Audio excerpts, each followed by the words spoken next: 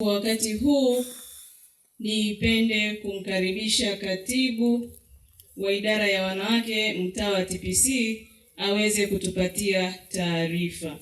Karibu katibu.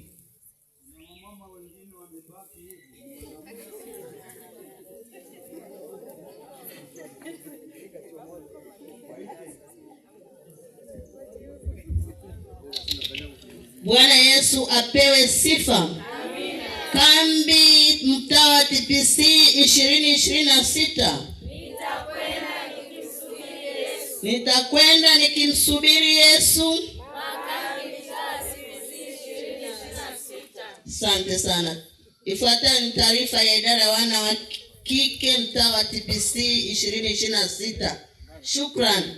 Tunamshukuru Mungu kwa upendo wake mkuu kwetu na ulinzi kutufikisha katika kambi hili la mwaka huu wa 2026. Jina la Bwana lihimidiwe.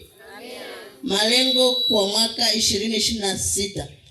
1. Usajili wa wanawake makanisani. 2. Uinjilisti. 3. Kutembelea makanisa katika mtaa wetu. 4. Sare ya mtaa. 5. Mfuko wa mtaa. Mafanikio. Tumefanikiwa kusajili wanawake katika mtaa kama ifuatavyo. Kanisa la New Land, idadi ya wanawake 60, wanaojihusisha ni 40, wasiojihusisha ni 20. TPC ina idadi ya wanawake 50, wanaojihusisha ni 30, wasiojihusisha ni 20. Kawaya wana idadi ya wanawake 52, wanaojihusisha ni 18, wasiojihusisha ni 34. Msitu wa Tembo ina idadi ya wanawake 41, wanaojihusisha ni 15, wasiojihusisha ni 26. Kikavu wana idadi ya wanawake 17, wanaojihusisha ni 14, wasiojihusisha ni 3. Jumla ni 220 ya idadi ya wanawake katika mtaa huu wa TPC. Wanaojihusisha ni 117, wasiojihusisha ni 103. Uinjilisti. Wanawake mtaa wa TPC tumefanikiwa kufanya uinjilisti kwa njia ya kufanya matendo ya huruma kama kuona na kutembelea wagonjwa, kuwatembelea waliorudi nyuma na kuwafariji waliofiwa. B.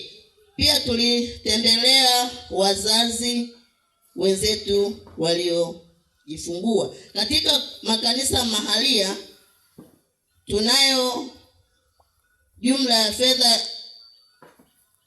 Tulitembelea wazazi katika makanisa mahalia 499,000. Haleluya. Tumefanikiwa kurejesha wanawake 6 waliokuwa wamerudi nyuma.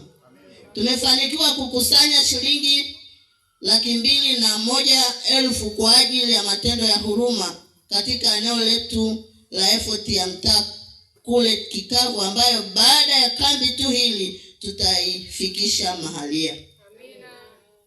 Tumefanikiwa kutembelea makanisa 3 kama viongozi wenu mnaotuona, katibu na mwenyekiti, ya makanisa haya 5.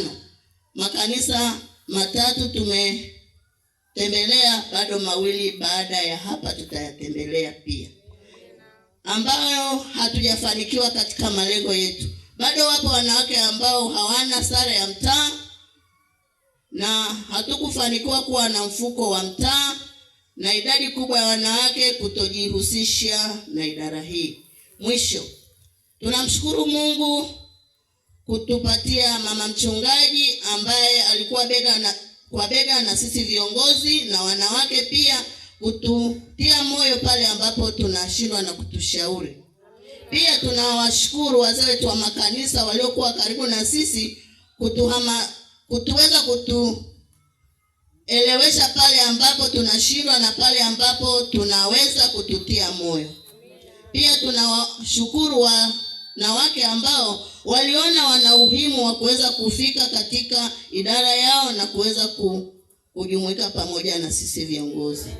Bwana wabariki na watie nguvu. Ni mwisho wa taarifa hii. Amina. Bwana Yesu asifiwe. Mnasemaje kwa taarifa hiyo? Amina. Basi tunamshukuru Mungu kwa ajili ya taarifa hiyo, na kwa wakati huu nipende kuwakaribisha wanawake kwa ajili ya wimbo. Karibuni.